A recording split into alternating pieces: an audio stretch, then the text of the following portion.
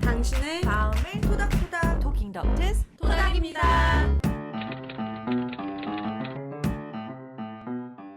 안녕하세요. 토킹 덕트스 토닥입니다. 저희 토닥에서는 나르시스트에 대한 모든 것을 다루고 있습니다. 나에게 큰 고통을 주는 주변의 나르시스트를 잘 알아보셔서 특정 관계 안에서 일어나는 갈등이 내 잘못이 아니라는 것을 깨닫고 스스로를 부당하게 탓하는 일이 없으시기를 바랍니다. 한 번이라도 상대 나르시스트로 인해 마음이 크게 힘들었던 분들께서 소통 공간으로 저희 채널을 활발하게 사용하고 계세요. 앞으로도 많은 경험과 지혜 공유해 주실 것을 부탁드립니다. 오늘은 나르시스트라면 공통적으로 지니고 있는 비밀에 대해서 얘기해 보도록 할게요. 비밀은 개별적이어야 할 것 같은데 나르들이 공통적으로 지니고 있는 비밀이 있다니 의아해 하실 수도 있는데, 나르들은 본인들의 성격 특성으로 인해 보편적으로 간직하는 비밀이 있답니다.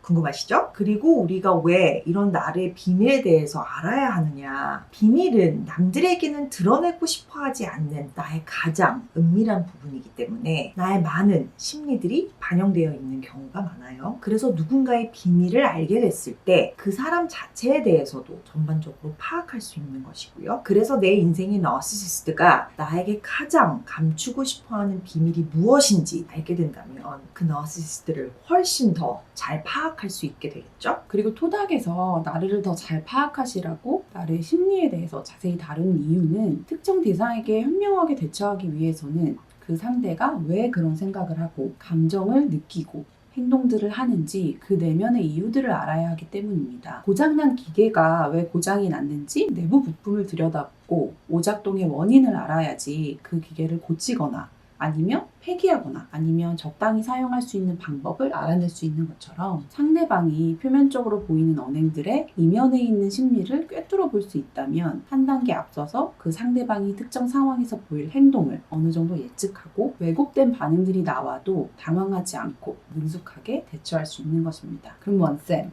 나와 아주 가깝게 지내는 상대 나르시시스트가 나에게 제일 감추고 싶어하는 비밀이 무엇인지 알려주세요. 네.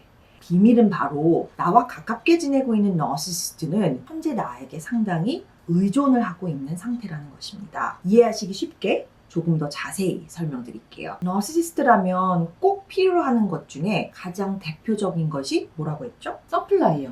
네, 맞아요. 나르시시스트는 자신을 끊임없이 칭찬해주고 관심을 주고 지켜세워주면서 자존감을 업시켜주는 대상, 즉 서플라이나 자신의 부정적인 감정을 다 쏟아 부으면서 비난하고 책망하고 학대하며 책임 전가하는 대상, 스케이프고트가 되겠죠. 이런 대상들을 통해서 갖가지 방법으로 자신의 부족한 자존감을 높이려고 해서 이런 역할을 수행하는 주위 사람들을 항상 필요로 해요. 그래서 주변에 누군가를 꼭 필요로 하는 의존적인 특성을 나르시시스트는 대부분 지니고 있죠. 그런데 워낙 의존적이라고 알려진 나르시시스트의 비밀이 나를 향한 의존성이라니, 이게 무슨 말이지? 대놓고 보이는 특성인데 왜 비밀이라고 하는 거지? 라고 하실 수도 있는데, 이런 의존성이 나르시시스트들의 비밀인 이유는 나르 본인은 평소에 자신이 상대에게 의존적이라는 사실을 철저하게 부인해요. 그리고 찰나의 순간에 자신이 실제로는 상대방에게 의존적이라는 것을 본능적으로 감지하는 순간 상대방에게 이것을 절대로 들키면 안 되는 특급 비밀이라고 스스로 여기고 의존성에 반하는 행동들을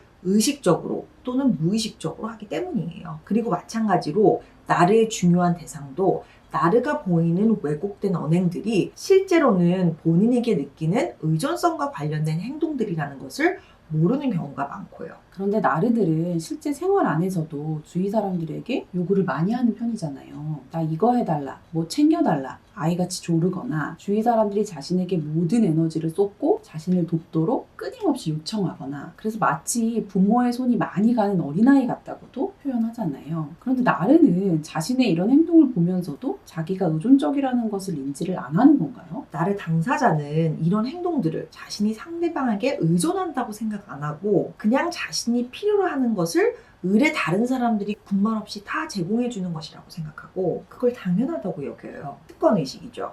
심지어 경제적으로 상대에게 완전하게 의존하고 있는 나르들도 자신이 그 사람에게 의존하고 있다고 생각하지 않고 자신이 이런 라이프 스타일을 선택한 것이고 자신의 선택을 주위 사람이 당연히 따로 줘야 한다고 생각해요. 그런데 제가 얘기 드리는 나르의 비밀스러운 의존은 물질적인 것보다도 심리적인 측면이에요. 의존에 대해서 조금 더 자세히 얘기를 해보자면 의존의 사전적 의미는 다른 것에 의지하여 존재함인데 누군가에게 의존적이라는 의미를 나약하다는 등의 안 좋은 뜻으로 간주하는 경우가 많은데 실은 건강한 의미에서의 의존이 존재해요. 인간은 결코 완벽할 수 없고 자신이 완벽하지 않다는 것을 겸허히 받아들이는 정서가 건강한 사람은 인생의 중요한 대상에게 내가 어느 정도는 의존적일 수밖에 없다는 것을 인정해요. 우리가 누군가를 신뢰하거나 사랑할 때 어느 정도 정서적으로 의존하게 되잖아요. 그리고 누군가에게 적절한 수준에서 의지하기 위해서는 그 대상의 가치를 존중해주고 내가 그 사람을 필요로 한다는 것을 인정해야 하거든요. 그래서 건강한 사람들은 깊이 있는 관계를 맺으며 나도 상대방에게 의지하고 상대방도 나에게 의지할 수 있도록 관계를 이어나가요. 그래서 내가 누군가에게 의존하고 있다는 것을 인정하는 것은 내가 완벽하지 않다는 사실과 나의 약점들을 인정하는 것이고 내가 다른 사람이 필요하다는 사실을 수용하기 위해서는 어느 정도 내적인 힘이 있어야 해요. 그런데 나르들은 다른 사람들에게 실제로는 상당히 의존적임에도 불구하고 자신이 누군가에게 의존하고 있다는 사실을 부정하면서 자신은 혼자서 충분히 자급자족할 수 있다고 믿으며 과대성과 우월감을 유지하려고 몸부림쳐요. 모든 인간관계를 상하관계로 바라보는 너시시스트에게는 누군가에게 의존적이라는 것 자체가 자신이 우위에 있지 않다는 느낌을 주고 너시시스트들은 자신이 하위에 있는 것처럼 느껴지는 상황이 감당이 안 되기 때문에 자신의 의존성을 부정해버리는 거예요.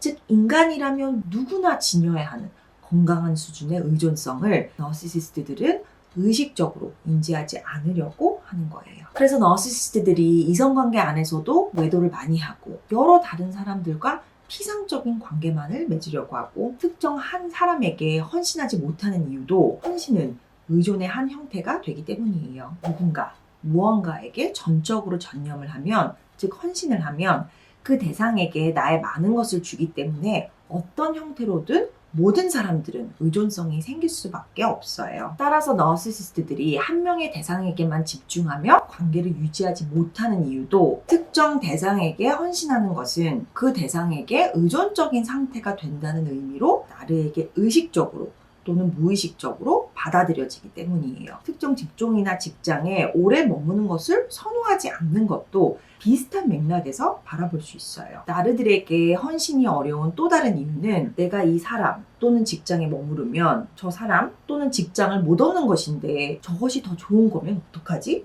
라는 생각으로 항상 자신이 가진 것보다 가지지 않은 것이 더 좋아 보이고 더 좋아 보이는 것이 자신의 우월감을 더 세워줄 것이라는 생각에 하나의 대상이나 상황에 만족하며 머물러 있는 것을 힘들어하기 때문이에요. 즉 너시시스트들에게는 자신의 과대성을 충족하는 것이 오랜 시간 특정 대상에게서 헌신하며 맛보는 깊이감보다 훨씬 더 중요한 것이에요. 청소년들도 부모와 의존성의 이슈로 갈등이 많이 야기되잖아요. 사춘기 시절 반항하는 것도 청소년들은 그 시기에 부모로부터 완전하게 독립할 수 없고 부모에게 의존적일 수밖에 없는데도 자신은 하나의 독립된 개체로 완벽한 자율성을 얻고 싶어 하잖아요. 그런데 막상 많은 부분에서 아직 부모님이 필요하니 부모의 요구나 제안에 더 반발하는 모습을 보이는 거죠. 나르들의 심리도 사춘기 청소년과 유사한 부분이 있네요. 그래서 나르시시스트들을 신체적으로는 성인이 되었지만 정신적으로는 성장 단계가 멈춘 상태라고 표현하기도 하잖아요. 그래서 왜 이런 의존성 관련 나르의 심리를 잘 알아야 하느냐? 내 인생에서 완벽한 거리두기가 불가능한 너시시스트가 이해할 수 없는 행동들을 보일 때, 즉 들킬 때마다 다시는 그러지 않겠다고 용서를 빌다가도 또다시 외도를 하고 멀쩡하게 잘 다니던 직장을 그만두고 비합리적으로 잦은 이직을 하고 다방면에서 나에게 많은 도움을 요청하고 나 없이는 하루도 못 버틸 것 같을 정도로 의존적인데 나의 가치를 인정해주고 고마워하기는커녕 점점 더 많은 것을 당연하게 요구하고 자신이 원하는 만큼 내가 제공해주지 못하면 오히려 화를 내고 비난하는 모습을 보면서도 내가 부족해서 외도를 하는 것인가? 내가 이렇게 헌신적으로 대하는데 내가 어떤 모자란 부분 때문에 내가 본인한테 중요하고 소중한 존재라고 인정해주지 않는 거지? 라며 나르의 왜곡된 행동들이 나의 잘못으로 인해 생기는 것이라고 스스로를 부당하게 탓하지 않기 위해서입니다. 그리고 나를 어떤 왜곡된 심리에서 특정 행동들이 기인되는 것인지 확실히 인지함으로써 상대 나르에게 더욱 현명하게 대처하시라고 토닥에서 나르 심리 관련 여러 영상들 준비하고 있는 것이고요. 오늘 영상이 도움이 되셨다면 좋아요를 통해서 더욱 많은 분들이 저희 영상을 접할 수 있게 도움 주시면 감사하겠습니다. 또 구독과 알림 설정 통해서 저희 토닥 커뮤니티의 일원이 되셔서 더욱 많은 유익한 영상들 접해보시기 바랍니다. 오늘 토킹은 여기까지. 토닥입니다. 감사합니다.